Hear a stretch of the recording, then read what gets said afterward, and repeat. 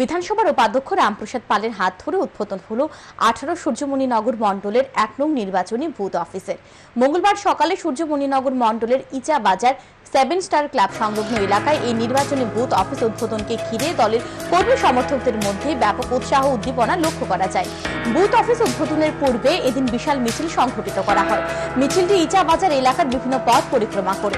উপাধ্যক্ষ রামপ্রসাদ পালের পাশাপাশি এই দিনের কর্মসূচিতে উপস্থিত ছিলেন যুব নেতা মান্ত দেবনাথ সহ অন্যান্যরা।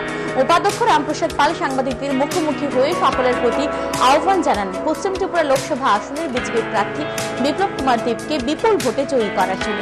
পাশাপাশি দলের কর্মীদের পরামর্শ দেন বাড়ি বাড়ি গিয়ে গণদেবতাদের নিকট বিজেপির জন্য ভোট প্রার্থনা করা।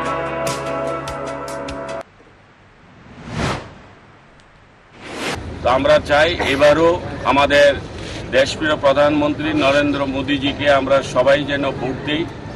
এলাকাবাসীকে সবার ঘরে ঘরে গিয়ে আপনারা বলবেন যে আমাদের মাননীয় নরেন্দ্র মোদীজিকে আমরা ভোট দিচ্ছি।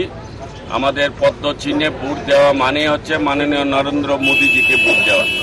তাই আমি আমার সকল কার্যকর্তাদের কাছে আমার অনুরোধ,